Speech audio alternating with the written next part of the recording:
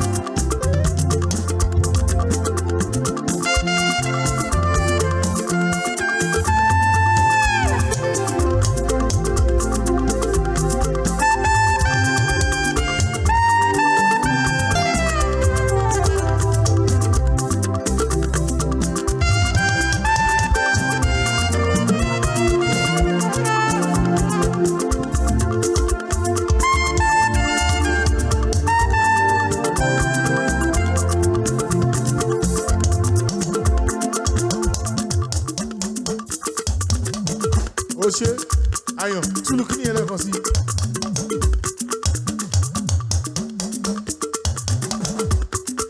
Sórí tá a bá ti ń yan Ọlọ́run àníròrò wàá lu ìlú kan nísìnyí. Epo ni mo rù oníyanjú má bà tèmi jẹ́ epo ni mo rù.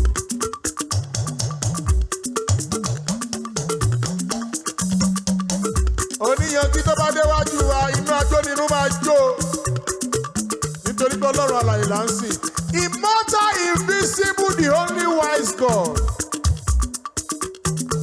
Gẹ̀lẹ́kẹ́ la ṣe lónìí, máa jó sọ́tún, máa jó sósì, máa jó sọ́tún, máa jó sósì, máa jó sọ́tún, máa jó sósì.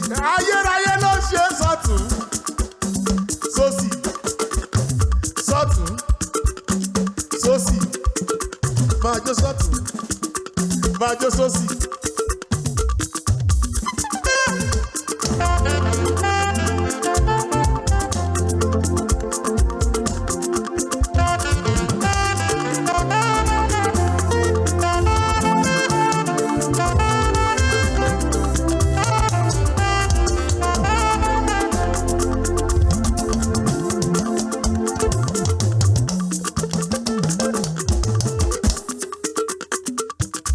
Ohun tọ́lọ́run máa ṣe láàárọ̀ ọ̀la kò fi wẹ́n nìkan kan o.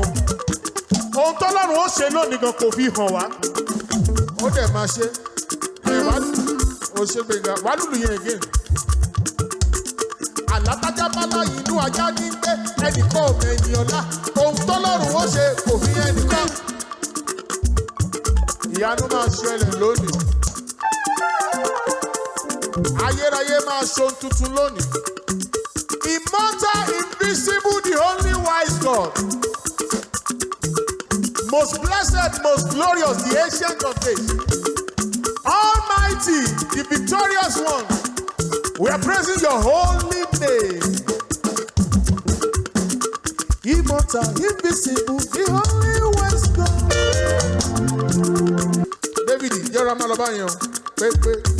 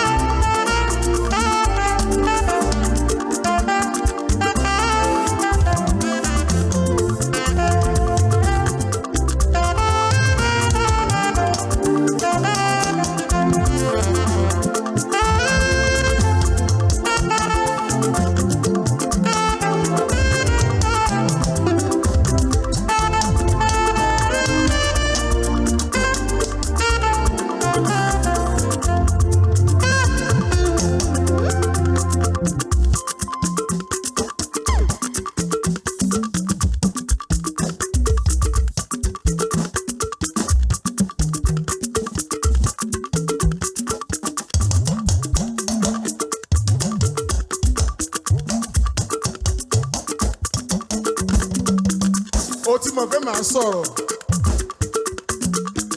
Àyàn yẹn ni mo ti rẹ́ni tó dúlé, mo ti rẹ́ni fẹ̀yìntì.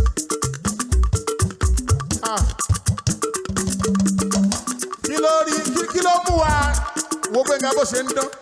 Kí ló rò bó mú wa ń dán bá ṣe wà yìí? Arẹ́ ni gbójúlé, arẹ́ ni fẹ̀yìntì ni ẹrù ò bà wá.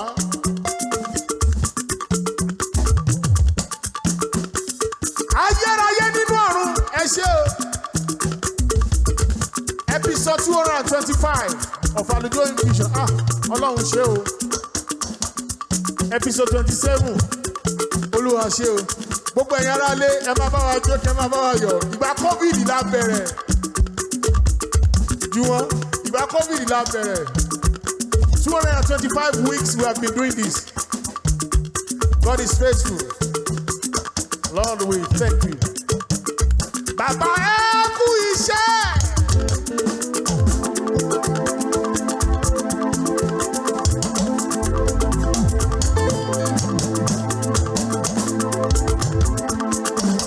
Àsokúrí o. Ọlọ́run ò dojú àdúrà tiwa. Jésù ẹ kú iṣẹ́ o. Ọlọ́run àgbàlagbà.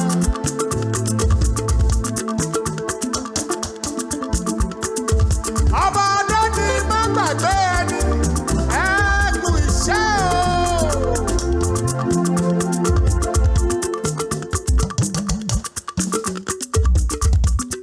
Gbénga, máa mi lórí ìjòkó yẹn.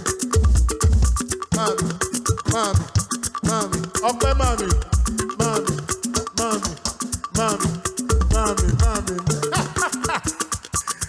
Ayọ̀dà ayọ̀ rèé, àwọn là ń jáyọ̀. Olúwa ṣé, Olúwa ṣé, ó máa jáyọ̀ gborúkọ rẹ lẹ́nu àwa lọ. Ẹ máa lọ bó ṣe lọ yẹn, kó máa lọ báyìí.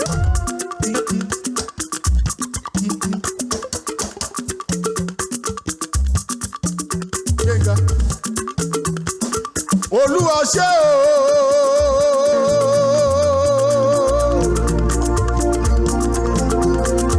Ó máa jáyọ̀ sọ wá di dàkúdà.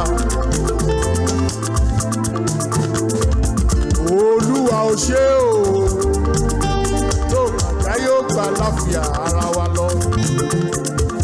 Tí ayé bá gba àlàáfíà ara wa lọ, a ò lè máa jó sọ́tún sósì báyìí.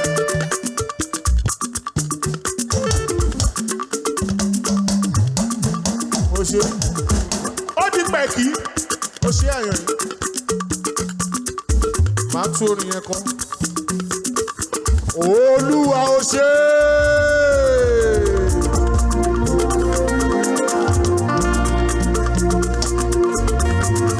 Tó máa jáyọ̀ gborúkọ rẹ lẹ́nu àwa lọ.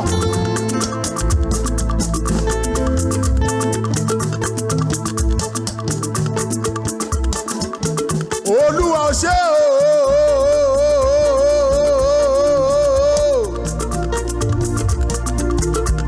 Ó máa jáyọ̀ sọ wá di dàkúdà. Ẹni láti ṣe ńlá o. Olúwa ó ṣé o. Tó máa jáyọ̀ gba àlàáfíà ara wa lọ.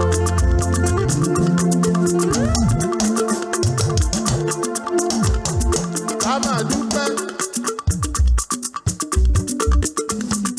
Àyàn yẹn ní ká máa dúpẹ́. Oore bàbá ṣe, tẹ́nìkan ò ṣe, ká máa dúpẹ́. Sórí ayé ọpẹ́ la wá. Àwa nìyẹn wàyàn, ayé ọpẹ́ la wá. Fún ẹ̀yin tẹ́ ń wò wá nílé, for those of you watching us on all our social media platforms, we were created for what we are doing now. Thou art worthy, O Lord, to give you glory, honor, and power. For thou hast created us to give you pleasure. And that is what we are doing here. Àmúnú Ọlọ́run dùn ni. Àwọn áńgẹ́lì tó lè ṣe wọ́n wà lọ́run. Ṣùgbọ́n Ọlọ́run fún àwa ní oore ọ̀fẹ́ láti máa ṣe. Olúwa ṣé o. Ní gbogbo ọ̀nà ẹ ṣé. Ní gbogbo ọ̀nà ẹ ṣé o.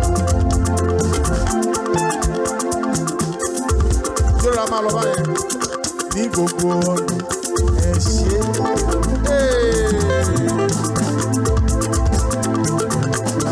Ní gbogbo ọ̀nà ẹ ṣé o. Bàbá mo wá yìnyín lógo, ó jẹ́ káyé ó dè mí mọ́lẹ̀. Jésù mo wá yìnyín lógo, ó jẹ́ káyé ó gbà láfíà ara mi lọ. Olúwa lálẹ́ ọjọ́ kan.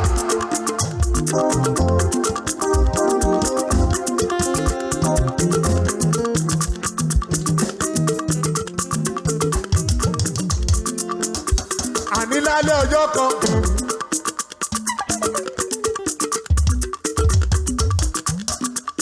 Nínú ọgbà Gẹ́stímánì.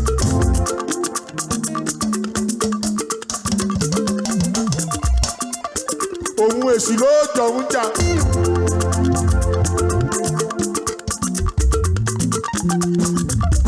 Bàbá mi gbé èṣù ṣubú. Bàbá mi gbé èṣù dọlẹ̀. Èṣù ní kí ló ṣe yìí sí? Èṣù ní kí ló ṣe yìí ṣe? Ó ní yú. Ó ní yé. Àyàyàyà yóò. Olúwa borí o. Olúwa borí o. Nínú ayé ayérayé ti borí. Nínú ayé àwọn ọmọ ẹ, ẹni mímọ́ Ísírẹ́lì ti borí. Ní ayé àwọn ọkọ ẹ, arúgbó ọjọ́ ti borí. Ní ayé àwọn ìyàwó ẹ, Ọlọ́run tó tóbi ju gbogbo tí ayé pè lọ ti borí. Olórí ìjọ ọ̀run ẹ ṣé o.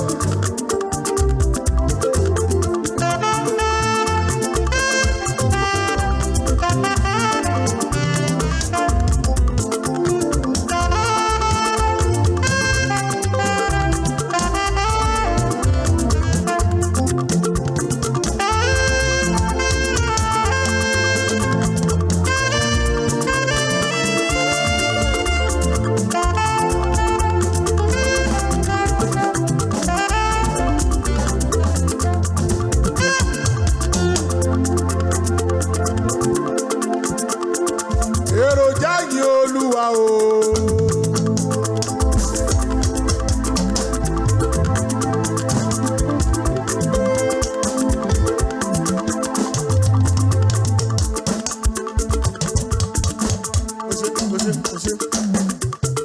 Àní fẹ́ wo àwọn rédíò nísìnyí. Èròjà yìí Olúwa o. Ọlọ́run alààyè.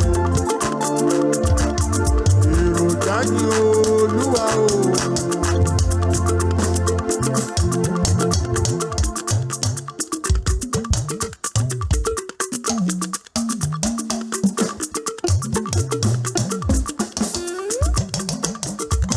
Àyàn yẹn ní ìwò tó àwọn àparò bíi káfíńdálá orí ẹyẹ ní òpẹyẹ. The way your enemies, the way they are looking at you, just for you to die. Wọ́n gbàgbé nípa ẹ. But the one that sits on the throne, the ancient of days, have been fighting your battle for you. Thank you for fighting my battle for me. Jehovah Olùgbèjà. Thank you for fighting my battle for me. Jehovah.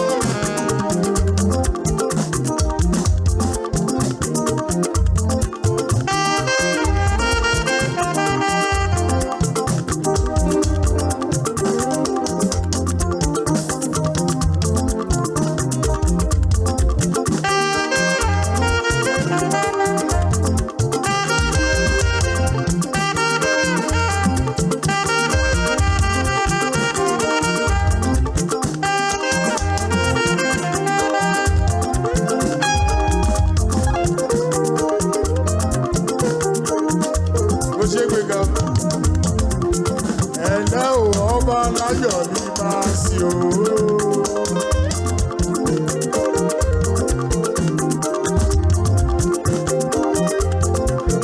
Ẹ̀lẹ́ o, ọba láyọ̀ ní máa sí o. Òun lẹ́ìṣe o, òun lẹ́ìṣọmọ, òun lẹ́ìṣe gbogbo tó wà láyé ìyá. Ẹ̀lẹ́ o, ọba láyọ̀ ní máa sí o.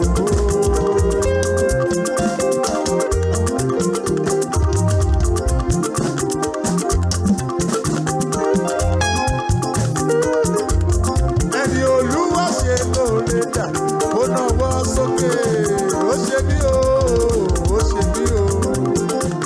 Ó jẹ́ náwó sókè, náwó. Ìwọ̀n ní súdíò bí àwọn ẹnjìníà náwó sókè. Ó ṣe David.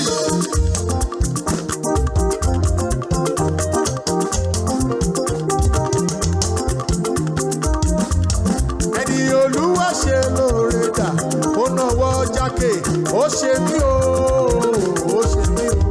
Mo dúpẹ́ lọ́wọ́ Jésù Olùgbàlà, hallelujah, mo wá dúpẹ́.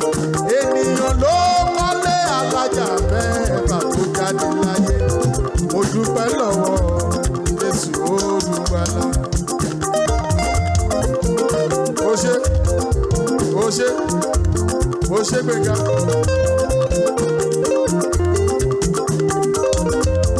Ó ṣe o. Ókè, orí tí gbẹ̀gà kan. Ìdààmú ayé kó má ṣe yà lọ́dọ̀ wa. Àìní ayé kó má ṣe yà lọ́dọ̀ wa. Lórúkọ Jésù, ìrì àwa máa bọ̀. Ẹ̀gbádùn la lọ lónìí.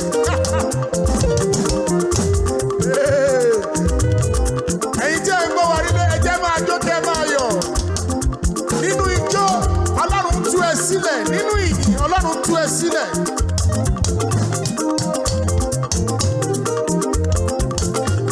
Ó ṣe gbẹ̀gà, ó ṣe.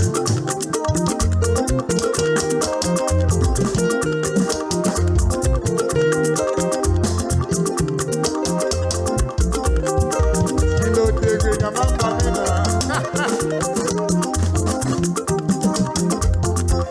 Ìdààmú ayé kó má ṣe yà lọ́dọ̀ wa.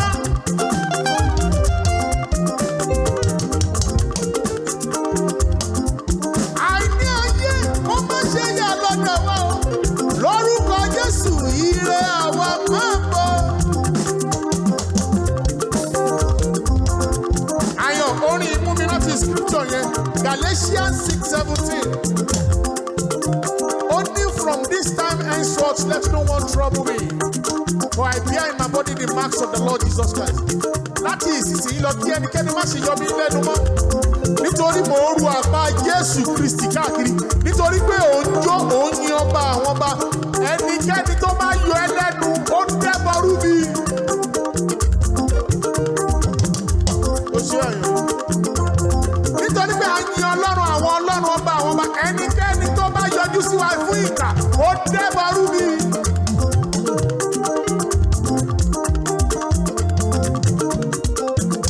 Ẹ ṣe o, a máa tó wọ rédíò nísìnyí.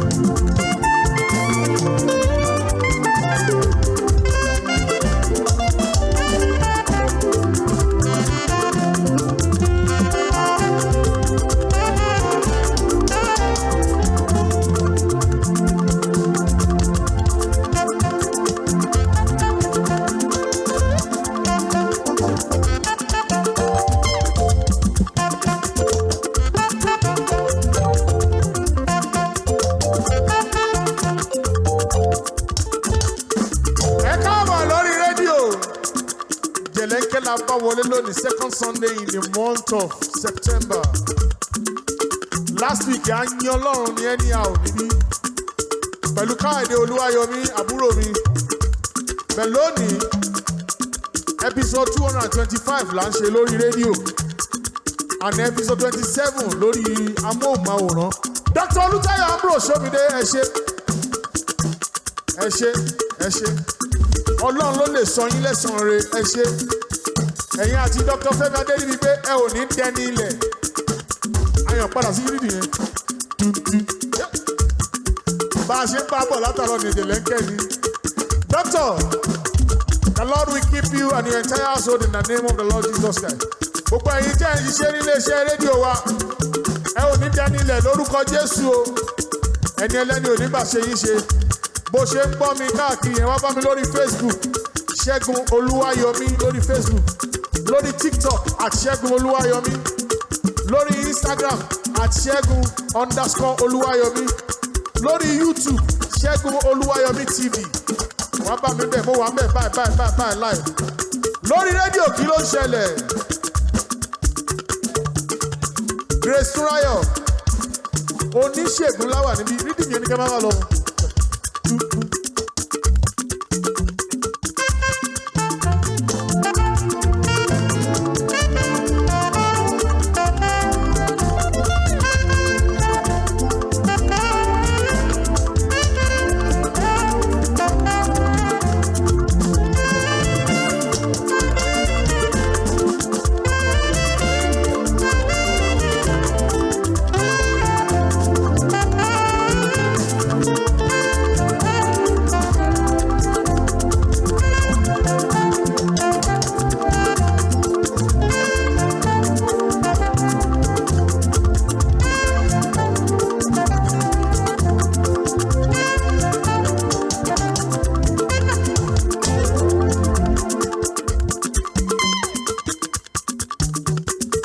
Ṣẹlẹ̀ lórí rédíò Olúkòjó there shall be showers of blessing bẹ́ẹ̀ ni.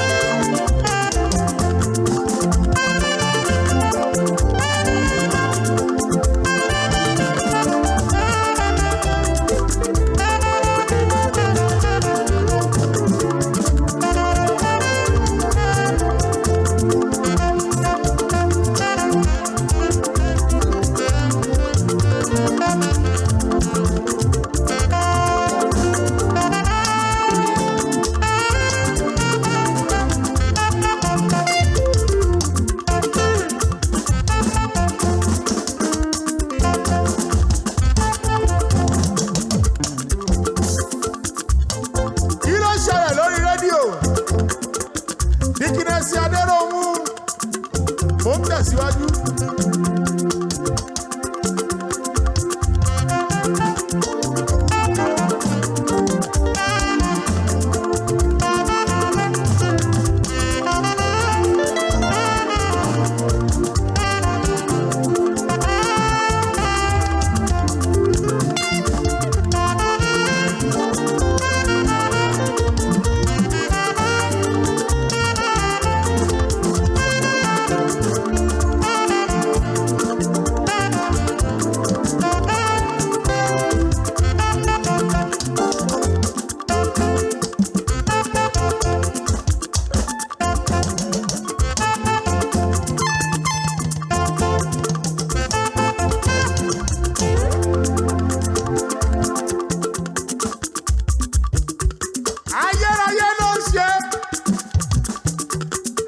èmi máa sọ pé márùn tí Ọlọ́run ò tí ì ṣe márùn tí Ọlọ́run ò tí ì ṣe ohun tó ṣe lọ́wọ́lọ́wọ́ ni kò márùn ìyẹn ni kò ń da sí wà lára àwọn alààyè jẹ̀lẹ́kẹ́ la mú lónìí lórí rédíò bó ṣe ń gbọ́ mi yẹn jẹ́ kó máa lọ ní díẹ̀díẹ̀ báyẹn tó ṣe ń jó yẹn ìdè ń já ogun ń jábọ́ lára ẹ̀ kí ló ṣàlẹ̀ lórí rédíò olówó kéré má kọjá mi olùgbàlà gbọ́ àdúrà mi Ọlọ́run alààyè.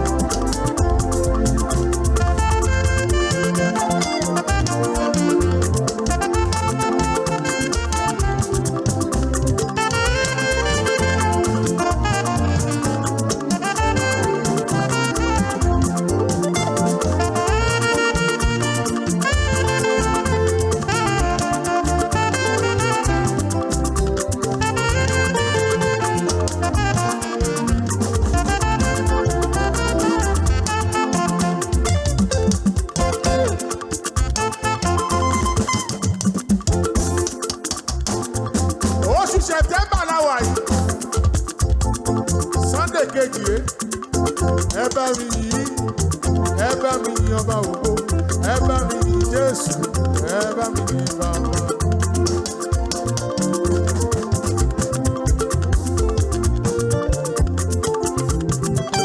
Ẹ bá mi yìn, ẹ bá mi yìn ọba ògo, ẹ bá mi yìn Jésù, ẹ bá mi yìn bàbá. Ẹ bá mi yìn ooo, ẹ wá bá mi yìn ọba ògo.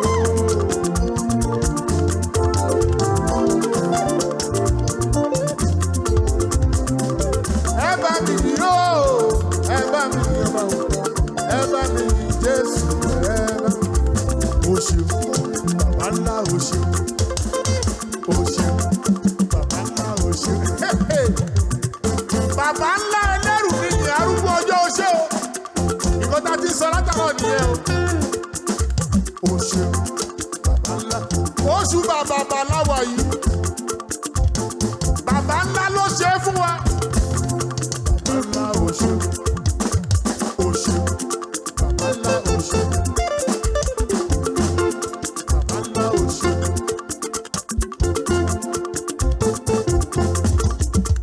Ò ṣe. Bàbá ńlá ò ṣe. Bàbá ńlá ò ṣe. Sunday mo bá dúpẹ́ lọ́wọ́ Ọlọ́run o, àná ni dédé ẹ. Ò ṣe.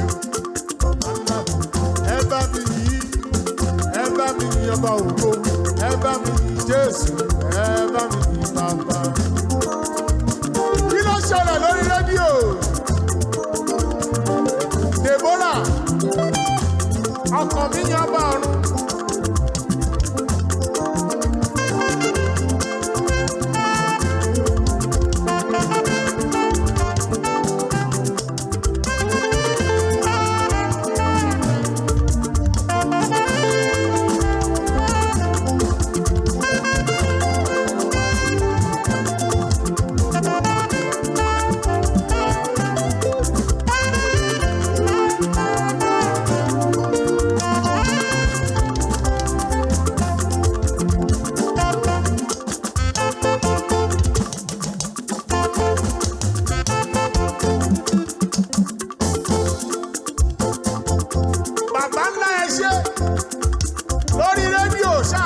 Sọ́tún kó máa mì sósì, bàbá ńlá ló ṣe. Ẹnu mi yó, ẹnu mi yó, ẹnu mi yó, ẹnu mi yó, ẹnu mi yó, ẹnu mi yó, ẹnu mi yó máa kọrin hallelujah sọ báyé ráyé. Ẹnu mi yó máa kọrin hallelujah sọ báyé ráyé. Ó ṣe, bàbá ńlá ó ṣe. Ayérayé nínú ọ̀run. Ẹ̀mí mímọ́ ò, ẹ̀mí inú àwọn wòlíì gbanibani tí gbogbo ènìyàn ń sáyé. Lórí rédíò gbé ọwọ́ méjèèjì sókè kó máa ní Jésù ó ṣé o. Kí ló ń ṣẹlẹ̀ lórí rédíò? Ọlámilékan, bàbá ìwọ là ó máa sì, ìwọ tó fẹ́ wa là ó máa sì títí.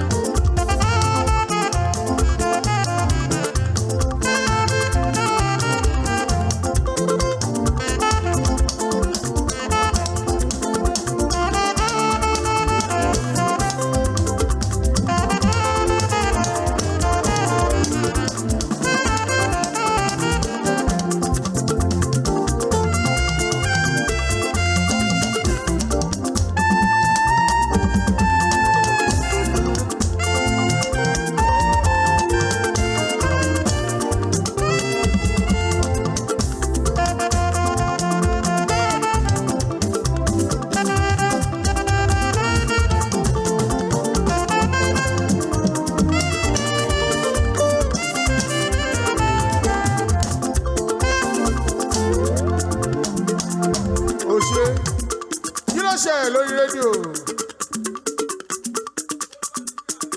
bólúwá ti fi àríyá Jésù ní balógun ọkọ̀, ẹ má ṣe jẹ́ kẹ́rù ó bà yín mọ́.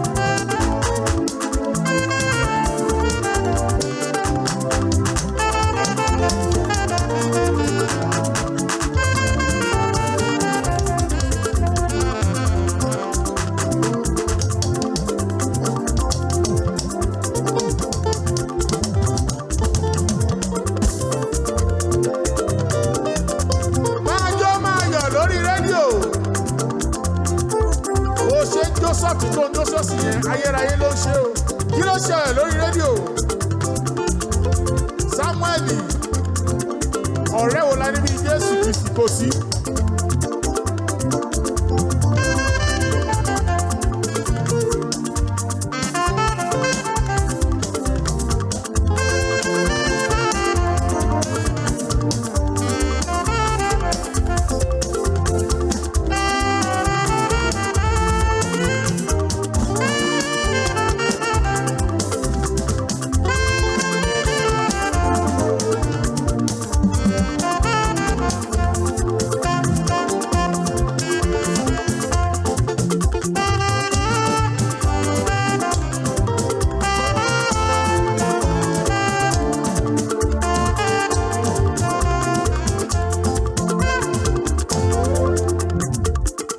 Àwọn kan ló jẹ wọn ò lè jẹ.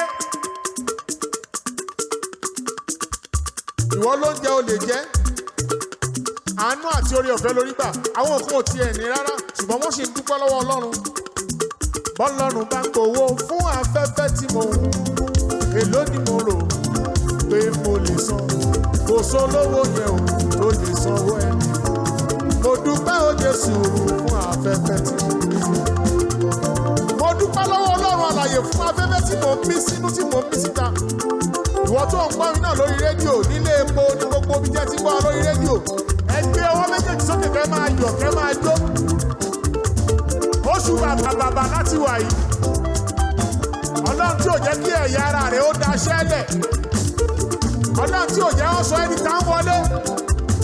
Àánú àti oore ọ̀fẹ́ lèmi àti ẹni jọ nígbà. Bọ́lọ́run bá gbowó fún afẹ́fẹ́ tí mò ń mí. Èló ni mo rò ìpè mo lè san. Kò sólówó yẹn ò tó lè sanwó ẹni. Mo dúpẹ́ o Jésù fún afẹ́fẹ́ tí mo ń mí. Ga sólò.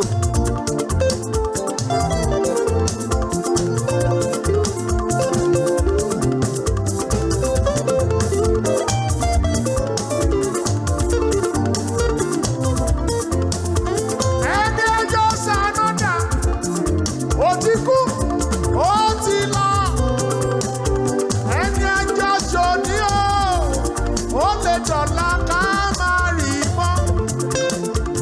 Ẹni ẹjọ́ ṣàánú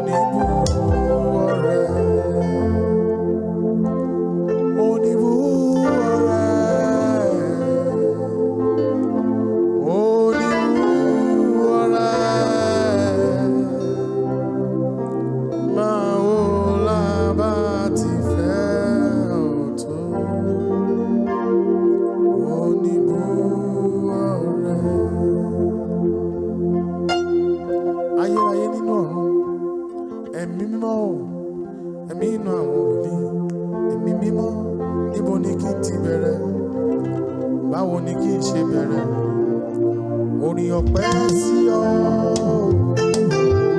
ẹ̀mí mímọ́, níbo ni kí n ti bẹ̀rẹ̀, báwo ni kí n ṣe bẹ̀rẹ̀, orin ọpẹ́ sí ọ.